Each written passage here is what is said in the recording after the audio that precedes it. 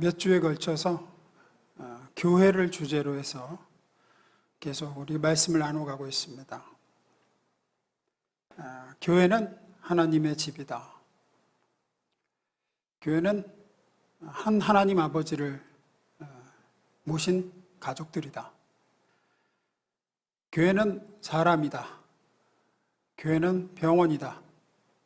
교회는 제사장이다. 오늘은 이어서 교회는 진리의 기둥과 터다. 오늘은 이 진리의 기둥과 터라는 주제, 무거운 주제입니다. 중요한 주제고, 이 한 가지 주제를 가지고 세 가지 관점에서 얘기를 좀 나눠보겠습니다. 내용이 좀 많아서 본론으로 바로 들어갑니다. 한 가지씩 나눠보겠습니다. 첫 번째 읽어봅니다. 시작. 교회가 진리의 기둥과 터라는 부분에서 우리가 첫 번째로 기억해야 될 건, 그래서 교회에서는 말씀이 가장 우선이다라는 겁니다. 본문 봅니다.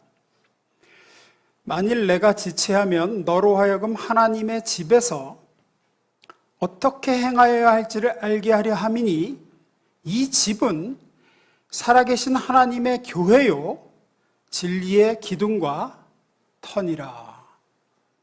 하나님의 집이라고 하면서 그것이 곧 하나님의 교회예요. 그 교회는 진리의 기둥이고 터다라고 얘기합니다. 사도 바울이 이런 표현을 한 것은 당시의 건축물을 빗대서 한 표현입니다. 특히 당시의 신전 건축물을 빗대서 한 표현이에요. 로마 시대 신전 건축물을 보면 먼저 기초인 터를 잘 넓게 기초석들을 놓고 거기에다가 아주 웅장한 기둥들을 여러 개를 세웁니다.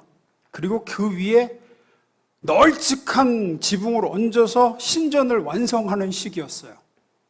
아마 보신 적이 있을 겁니다. 로마 시대 신전들을. 사진을 보여드릴게요. 이게 당시의 신전들이에요. 사도 바울이 얘기한 하나님의 집인 교회는 진리의 기둥과 터다라고 할 때에 이 글을 읽는 디모데와 성도들은 이런 걸 떠올리는 거예요. 이런 거를. 다시 앞에 사진. 보시면은 이 건물에서 터가 보이시죠? 터. 그리고 기둥들이 보이죠? 이 건물에서 터하고 기둥을 빼면 그냥 없어요. 그냥 터하고 기둥이 다예요. 아시겠죠? 지금처럼 이렇게 벽이 있고 이렇게 기둥은 몇 개 없고 이런 건물이 아니었어요. 당시에는 터하고 기둥이 거의 다예요. 엄청 큰 기둥들과 엄청 널찍한 터. 지금 건물도 그렇지만 당시에는 기둥과 터 없는 건물은 그냥 생각할 수가 없어요. 그래서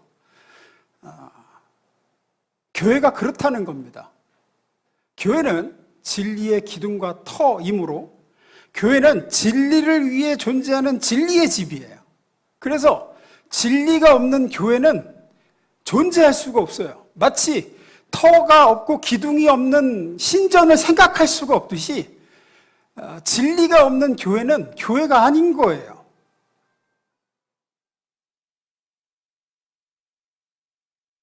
교회가 뭐냐? 진리의 기둥과 터다라고 하면 교회는 진리를 위해서 존재하고 진리의 집으로서 존재하고 진리를 선포하는 곳이며 진리를 수호하는 곳이며 진리의 집이다. 그것이 바로 교회다라는 게 사도 바울의 얘기였습니다. 그럼 진리가 뭐죠? 성경이 말하는 진리는 뭡니까? 요한복음 14장 6절에서 분명하게 예수님 말씀하시죠? 읽어봅니다. 시작.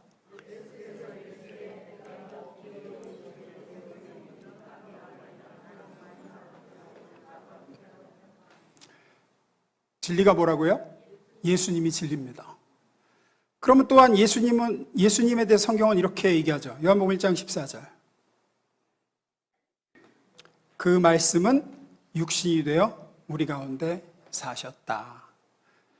말씀이 육신이 되신 분이 예수님이고 그 예수님이 자신을 빗대어 내가 곧 진리다 그러셨어요. 따라서 진리는 뭐죠? 예수님이자 하나님의 말씀입니다.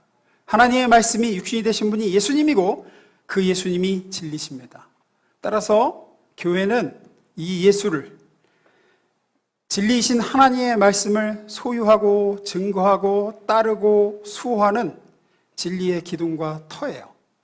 따라서 교회에 다른 건 다 없어도 반드시 진리의 말씀만은 있어야 교회인 겁니다. 제가 늘 말씀드리지만 교회가 사랑이 많아. 근데 진리의 말씀이 없어. 교회인가요? 아닌가요? 아니라고요. 이단에도 사랑이 많을 수 있어요. 겉보기에. 신천지 같더니 자기들끼리 엄청 아끼고 사랑해. 그럴 수 있어요. 어디 갔더니 엄청 친교하고 아주 그냥 교제가 잘 이루어져. 잘 봤더니 여호와의 증이냐. 진리가 없어. 교회가 아니라고요. 교회가 아니에요. 안산홍 하나님의 하나님의 교회 뭐 이런 데도 사회봉사활동 엄청 열심히 합니다. 구제 엄청 열심히 해요. 가난한 사람도 엄청 열심히 도와. 교회예요? 아니라고요. 왜? 진리가 없어요. 진리가 없어요. 교회는 진리의 기둥과 터이기에 반드시 진리의 말씀이 있어야 되고, 반드시 진리를 소유해야 되고, 반드시 진리를 선포해야 됩니다. 다른 건 다 없어도 진리가 있어야 교회예요. 진리의 말씀이 없으면 안 됩니다. 저 교회는 사랑이 없어. 저 교회는 교제가 부족해. 저 교회는 봉사를 안 해. 저 교회는 구제를 안 하네. 저 교회는 선교를 안 해. 그래도 진리의 말씀이 선포되면 교회입니까? 아닙니까? 교회입니다. 왜? 교회의 핵심 요소는 진리가 있느냐 없느냐이기 때문입니다. 교회에 오면 진리의 말씀이 들려져야 됩니다. 하나님의 진리의 말씀이 왕성하게 선포되어야 돼요. 따라서 어떤 교회가 좋은 교회냐? 이건 상대적 개념이고 절대적 개념이에요. 올바르게 해석된, 불순물이 들어가지 않은 하나님의 말씀, 올바르게 해석된 하나님의 말씀이 제대로 증거되는 교회가 좋은 교회예요. 다른 거가 제대로 안 돼도 하나님의 진리의 말씀이 올바로 선포된 진리의 기둥과 터의 역할을 제대로 감당한다면 좋은 교회입니다.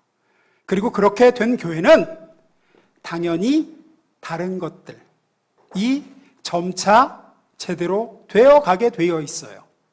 하나님의 진리의 말씀은 성도로 하여금 올바른 교제를 하도록 하고, 사회 봉사를 하도록 하고, 구제를 하도록 하며 선교에 앞장서도록 하게 되어 있습니다. 왜? 말씀이 그쪽으로 이끌어가게 되거든요. 요한복음 21장 16절에 보면은 예수님이 이렇게 말씀하시죠. 이르시되 내 양을 치라. 이게 무슨 말이죠? 때리라는 얘기인가요? 이게 누구한테 하신 말씀이죠? 예수님이 베드로한테 하신 말씀입니다. 이제 나가서 교회를 세워야 될 사도 베드로에게 하신 말씀이죠. 내 양을 치라. 치라가 뭐예요? 후드로 패라는 겁니까? 내 양을 치라. 이거는 그 다음 절에 있는 말과 같은 말이죠. 그 다음 절 읽습니다. 시작. 치라라는 말과 먹이라는 말은 사실은 같은 말입니다. 왜 같은 말입니까? 치라는 거는 이렇게 목자의 지팡이로 이렇게 치는 거고, 먹이는 건 먹이는 건데, 목자가 양을 치는 것과 먹이는 것은 사실은 같은 말입니다. 왜냐하면 당시 이스라엘에서 목자가 양들을 바른 길로 인도하는 것, 그게 치는 거죠. 일로 와, 이쪽, 거기 아니야. 그렇게 치는 이유는 뭡니까? 그쪽으로 가면 뭐가 없어요? 길이 없다는 건 뭐가 없어요? 먹을 뿔이 없어요. 꼴이 없어요. 먹을 풀이 없어요. 그리고 가면 사막이에요. 광야예요. 거기 하면 마실 물도 없고 먹을 풀이 없어요. 거기에는 이리와 늑대가 있어요. 글로 가면 안 돼요. 그래서 치는 거죠. 이렇게 치죠. 어디로 가게 하려고? 풍성한 풀이 있고 푸른 초장이 있는 곳으로 인도하려고 치는 겁니다. 목자가 양을 바른 길로 인도하는 것이 치는 것이고, 바른 길로 인도한다는 것은 풍성한 꼴이 있는 곳으로 이어지는 길로 이끄는 겁니다. 목자는 양들을 잘 인도하여 신령한 양식을 먹게 할 책임이 있는 거죠. 즉 교회는 진리의 말씀이 있는 곳으로 성도들을 가게 해야 되고, 그것이 곧 신령한 양식을 공급하는 것이고 올바른 하나님의 말씀을 먹이는 거예요. 그게 곧 치는 것이고 그게 곧 먹이는 거죠. 이런 의미에서 교회에서 전도나 선교나 친교나 구제나 봉사, 이런 것들이 하나님의 말씀을 올바로 선포하고 설교하고 먹이고 가르치는 것과 견줄 수가 없어요. 우선순위에서. 무슨 얘기냐?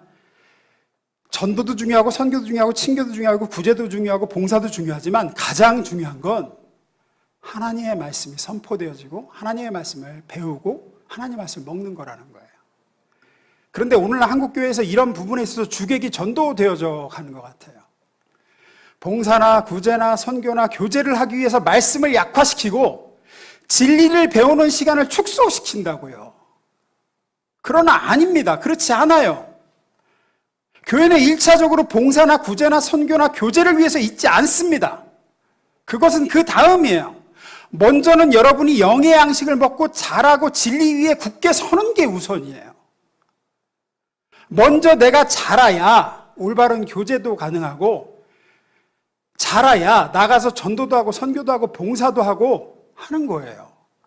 잘 먹고 양이 자라야 새끼도 낳고 젖도 내는 거지, 먹고 자라지도 못하고 튼튼하지도 못하는 양이 어떻게 젖을 내고 새끼를 낳습니까?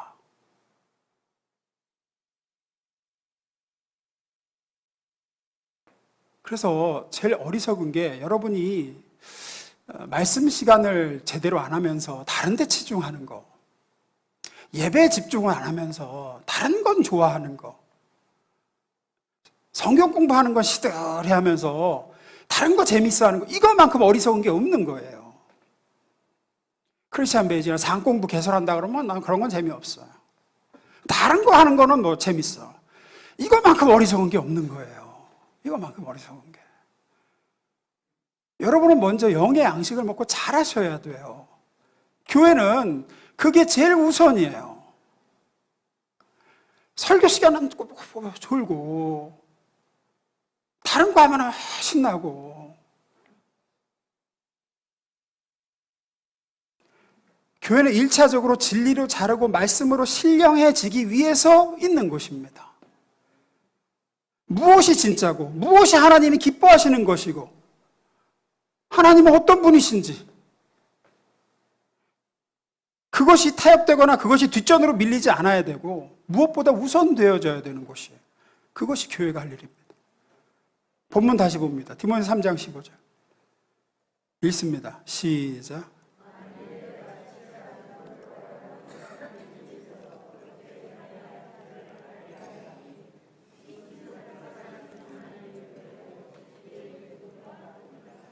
교회가 가장 먼저 해야 되는 것은 선행이 아니고 진리의 기둥과 터가 되는 겁니다.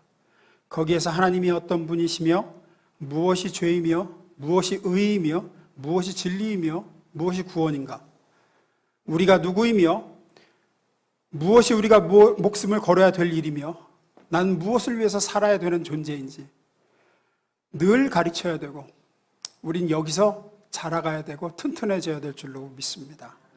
두 번째입니다. 읽어보겠습니다. 시작. 예수님이 분명히 말씀하셨죠. 사람이 떡으로만 살 것이 아니요 하나님의 입에서 나오는 말씀으로 산다.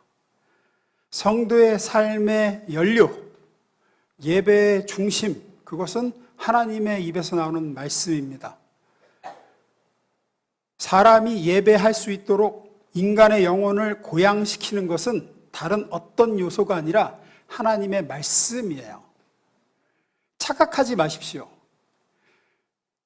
음악이라든지 여러 가지 다른 어떤 요소로 인간의 감정이라든지 오감을 자극해서 고조시킬 수 있어요. 그걸 은혜라고 착각하지 마시라고요. 그럴 수 있어요. 막 뭔가에 이렇게 고조시켜서 은혜 받은 걸로 착각시킬 수 있다고요. 하지만 그거는 가짜 은혜예요. 오로지 참된 은혜는 하나님의 말씀이 들려질 때예요. 진짜로. 느헤미야 8장에 보면 70년간의 바벨론 포로 생활을 마치고 귀환한 하나님의 백성들이 7월 초하룻 날 나팔절에 예루살렘 수문 앞 광장에 일제히 모였습니다. 예루살렘 성전은 다 무너져서 없고, 그래서 이제 광장에 모인 거죠. 그렇게 모인 백성들은 제사장이자 학사인 에스라의 인도하에 예배를 드립니다. 근데 그 예배에 하나님께서 엄청난 특별한 은혜를 막 부어주시죠. 그래서 온 백성이 은혜를 엄청 받습니다. 9절입니다. 읽습니다. 시작. 백성이 우는데 왜 울어요? 예, 말씀을 듣고 웁니다. 회개의 역사가 일어나고 부흥의 역사가 일어나요. 보통 이 사건을 수문 앞 광장의 부흥이라고 부릅니다. 이 회개와 부흥의 연료는 다른 거 하나도 없었어요. 찬양을 했다든지, 누가 와서 은혜로운 뭔 공연을 했다든지, 드라마를 했다든지, 뭐가 없어요. 오로지 하나님의 말씀을 낭독했고, 제사장 에스라가 그 낭독한 말씀의 뜻을 해석해 줬습니다. 지금으로 말하면 설교한 거예요.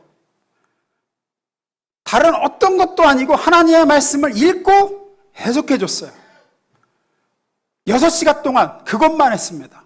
말씀을 읽고 이 말씀이 무슨 뜻인지 해석해 주고, 그것이 하나님의 백성의 심령을 변화시켰고 회개와 부흥의 역사를 일으켰어요. 여러분, 죄인의 심령은 하나님의 말씀 외에 어떤 것으로도 참된 회개에 이르지 못합니다. 막 무섭게 꾸짖는 것이나 지옥 불에 대한 막 두려움을 불러일으키는 것으로는 잠깐 동요는 일어날 수 있어요. 동요는 잠시 동요할 수는 있지만 참된 회개에는 이르지 못합니다. 참된 심령의 변화가 가져올 수 없어요. 하나님의 말씀으로 은혜를 입지 않은 영혼은 그 어떤 것으로도 반응하지 못합니다. 그 영혼을 향해서 이렇게 해라, 저렇게 해야 된다라는 식의 율법적 설교라든지 도덕적인 교훈, 윤리적인 설득, 아무리 설득력 있게 혹은 웃고 울리고 감동적으로 전한다고 해도 그때는 재밌죠. 그때는 뭔가 후련하죠. 그러나 그 영혼의 참된 영적 변화는 일어나지 않습니다. 아시는 분 아시겠지만 제가 우리나라에서 제일 웃긴 목사님 교회에서 몸담고 있어서 압니다. 웃긴다고 사람 안 변합니다. 웃어서 엔돌핀은 나올지 모르겠습니다. 안 변합니다. 안 변해요. 재밌어서 그 다음 주 오긴 오죠. 그러나 그 영혼의 회개와 돌이킴이 없어요. 안 변해요. 사람의 영혼의 변화는 하나님의 말씀이 올바로 해석되어진 말씀이 그 심령에 들어갈 때 일어나요. 에스겔서에 보면 에스겔 선지자는 환상 가운데 그 사람이 죽어서 뼈만 남았는데 그 뼈가 하얗게 말랐어요. 그 하얗게 마른 뼈가 가득한 골짜기에 이르게 되죠. 환상 가운데. 하나님께서는 에스겔에게 말씀하십니다. 이렇게 바짝 마른 뼈들이 능히 다시 살아날 수 있겠느냐라고 물으시죠. 그러자 선지자 에스겔은 하나님만이 아십니다. 그렇게 대답합니다. 왜냐하면 인간적으로 보면 이렇게 죽어서 오래된 마른 뼈들이 살아날 길이 없기 때문이에요. 그때 하나님이 이렇게 말씀하시죠. 에스겔서 37장 4절입니다. 읽습니다.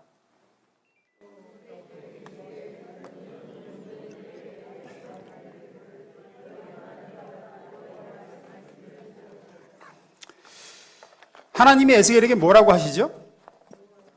예, 마른 뼈들을 향해서 너 권고해라, 격려해라, 설득해라, 그렇게 말씀 안 하십니다. 너 무력한 상태에서 벗어나라고 막 다그치라거나 동정심으로 마른 뼈들 손 꼭 붙잡고 아이고 나도 너희 처지를 다 이해한다 이렇게 하거나 아이고 딱하다 뭐 눈물 흘리면서 공감해 주라거나 아니죠. 오직 너희 마른 뼈들아 여호와의 말씀을 들을지어다 하고 하나님의 말씀을 대언해라 라고 말씀하십니다. 그리고 에스겔이 하나님의 말씀을 대언하죠. 대언할 때 뼈들이 서로 연결되고 힘줄이 생기고 살이 오르고 가죽이 덮입니다. 그리고 생기야 사방에서 와서 이 죽음을 당한 자에게 불어서 살아나게 하라 라고 여호와의 말씀을 대언할 때 그들이 살아나서 지극히 큰 하나님의 군대가 됩니다. 이 말씀은 죄의 죽은 심령이 살아나는 것은 전적으로 하나님의 말씀에 달려있다는 것을 보여주는 환상입니다. 하나님의 말씀만이 죄로 죽은 영혼을 살립니다. 그리고 그 영혼은 말씀으로만 하나님을 위해서 살게 되고 죄와 싸울 수 있는 힘을 얻게 됩니다. 그래서 하나님께서 교회에 주신 권세는 다른 권세가 아니라 말씀의 권세이고 교회는 하나님의 말씀을 대언하는 진리의 기둥과 터인 줄로 믿습니다. 하나님의 말씀이 제대로 선포되지 않는 예배는 그래서 죽은 예배예요. 예배는 내가 와서 뭔가를 조금 더 배우고 뭐 깨닫고 뭐 느끼고 이런 차원이 아니라 하나님이 여기서 말씀하시고 하나님이 설교자의 입을 통해서 말씀하시고 그 말씀을 내가 듣는 거예요. 그게 예배를 예배가 되게 하는 겁니다. 그렇게 하나님의 말씀이 선포되고 그 말씀이 들려지면 그렇게 들은 영혼은 살아나게 됩니다. 그것이 교회에 하는 일이고 교회의 역할이고 그것이 우리 교회가 할 일이에요. 왜 이 시대의 교회가 점점 약해지느냐? 말씀이 제대로 선포되지 않고 있기 때문이고 귀가 가려워서 자기가 듣기 좋은 소리를 들으려고만 하기 때문입니다. 하나님의 말씀을 듣지를 않아요. 로마서 1장 16절입니다. 읽습니다. 시작.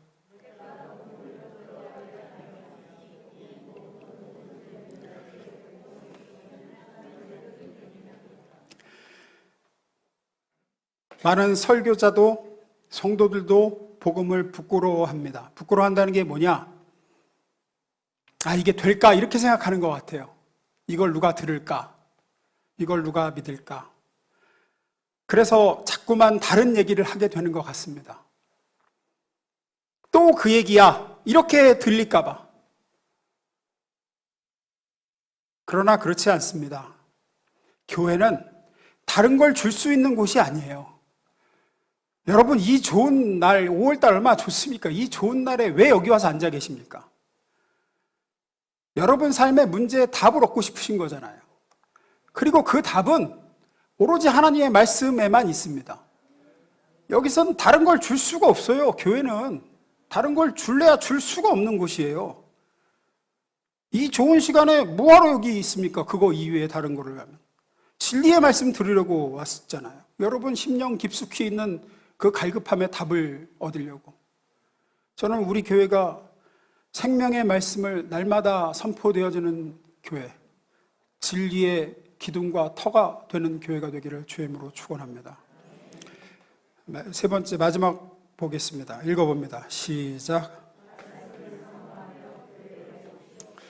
그러니 여러분 말씀을 사모하셔야 됩니다. 여러분이 할 역할은 그겁니다. 그래서 다시 앞서 말씀드렸던 느헤미야 8장의 바벨론 포로 생활에서 70년 만에 돌아온 이스라엘 백성들 이야기로 돌아가 보겠습니다. 백성들이 70년 만에 포로 생활에서 이스라엘로 돌아와 예루살렘 성전 앞 광장에 모여들었습니다. 그리고 그들이 제사장 에스라에게 요청하죠. 모세의 율법책을 가져와 읽어달라고 합니다. 느헤미야 8장 1절입니다. 7월 1일에 모든 이스라엘 백성들은 일제히 수문 앞 광장에 모여 율법학자 에스라에게 여호와께서 모세를 통해 이스라엘 백성에게 주신 율법책을 가져와 읽어달라고 하였다. 우리가 주목해 볼 것이 있습니다. 첫째, 이것은 이들이 자발적으로 모였다는 겁니다. 제사장 에스라가 전화 돌려서 7월 1일에 모이세요. 우리 모여서 예배 드립시다. 하나님의 말씀 들읍시다. 지난주 왜 빠지셨어요? 이렇게 한 게 아니라는 겁니다. 이들이 자발적으로 말씀에 목마르고 갈급하여 스스로 모여들었습니다. 제가 늘 말씀드리죠. 저는 전화통 붙드는 사역은 안 하겠다고. 왜 교회 빠졌는데 전화도 한 통 없냐고요? 저 안 합니다, 앞으로도. 여러분이 갈급해서 오셔야지. 목사가 무슨 전화해주는 사람도 아니고, 그 시간에 말씀 준비해야지 제가 왜 결석했다고 전화를 합니까? 여러분이 갈급해지고 사모해서 오셔야죠. 목사가 닥달해서 여기 와서 앉아있는 게 무슨 의미가 있습니까? 수모락 광장에 부흥이 왜 일어났는데요? 이들이 사모해서 모였습니다. 에스라가 오라고 해서 모인 게 아니었어요. 두 번째, 백성들이 사모해서 요구해서 읽어달라고 했습니다. 잘 보십시오. 율법학자 에스라에게 여호와께서 모세를 통해 이스라엘 백성에게 주신 율법책을 가져와 읽어달라고 하였다. 이들이 요청했습니다. 우리에게 하나님의 말씀을 읽어주십시오. 70년 동안이나 우리는 하나님의 말씀을 듣지 못하였습니다. 우리의 심령이 너무나도 목마르고 하나님의 말씀에 가라였습니다. 여러분에게, 우리에게 필요한 것이 이것입니다. 설교자는 최선을 다해서 말씀을 준비하고, 여러분은 하나님의 말씀에 대한 사모함이 있어야 됩니다. 우리에게 하나님의 말씀을 들려주십시오. 오늘 설교는 왜 이렇게 긴가 하고 앉아있는 게 아니라, 이번 주는 어떤 말씀을 들려주실 것입니까? 제가 한 주 내내 기다렸습니다. 제 영혼이 가랍니다. 이것이 여러분에게 필요한 것입니다. 2절입니다. 일곱째 달 초하루에 에스라 제사장은 율법책을 가지고 회중 앞에 나왔다. 거기에는 남자든 여자든 알아들을 만한 사람은 모두 나와 있었다. 가족을 대표하는 당시의 성인 남자들만 온 게 아니라 여자들, 그리고 알아들을 만한 모든 어린 자녀들, 노인들 모두 다 모였습니다. 3절입니다.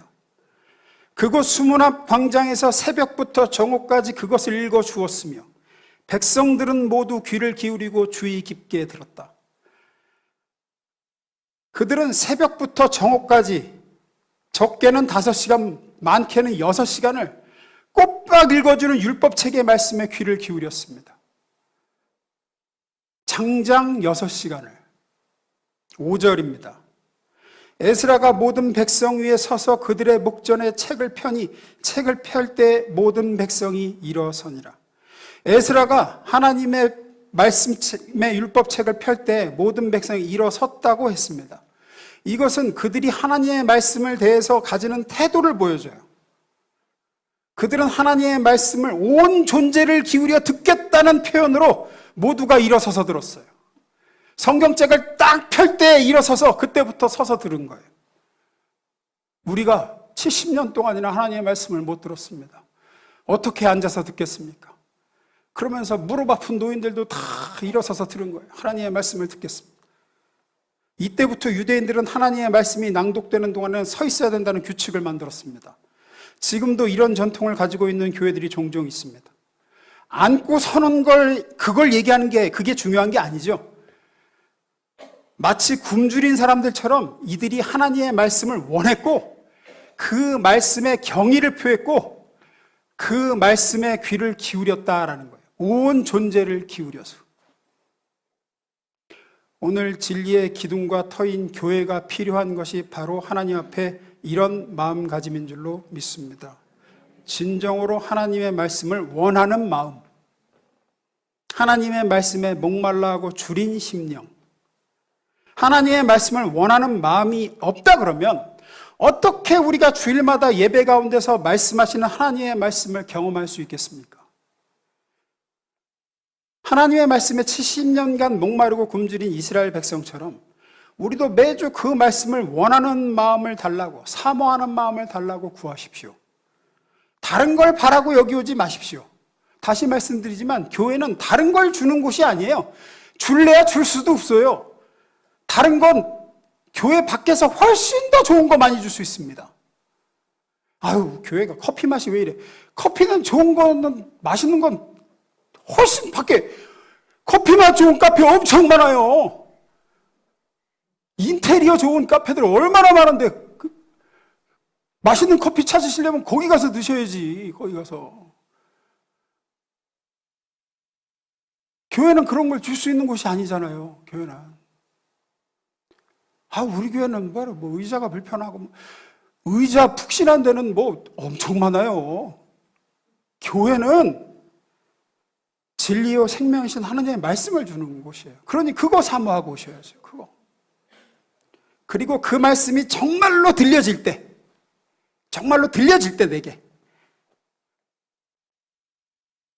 말씀이 들려질 때 우리는 그 말씀으로 인해서 하나님에 대한 사랑이 불타오르게 되고 온갖 우상과 유혹거리를 짓밟아 버리는 힘을 얻게 되고 내가 정말 거룩해지고 싶은 소원을 품게 되고 하나님의 뜻대로 살고자 하는 열망이 생기는 거예요.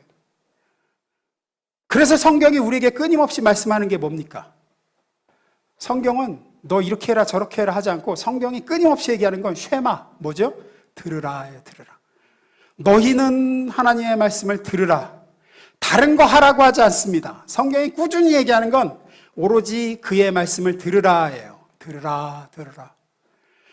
믿음이 어디서 생깁니까?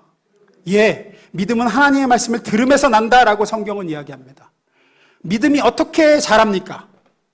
믿음은 하나님의 말씀을 들음으로 자랍니다. 성령을 어떻게 받습니까? 성령은 하나님의 말씀을 듣고 믿음으로 자랍니다. 갈라디아 3장 2절에서 얘기하죠. 내가 너희에게 다만 이것을 알려 하노니 너희가 성령을 받은 것이 율법의 행위로냐 혹은 듣고 믿음으로냐. 하나님의 말씀을 듣고 믿을 때 성령을 받습니다. 회개와 돌이킴이 어디서 시작됩니까? 하나님의 말씀이 들려질 때 사람의 심령이 회개하게 되고 돌이키게 됩니다. 부흥과 축복이 어떻게 일어났습니까? 하나님의 말씀이 들려질 때였습니다. 초대교회 부흥이 어떻게 일어납니까? 사도 베드로가 하나님의 말씀을 선포하고 그 말씀이 들려졌을 때 부흥이 일어났죠.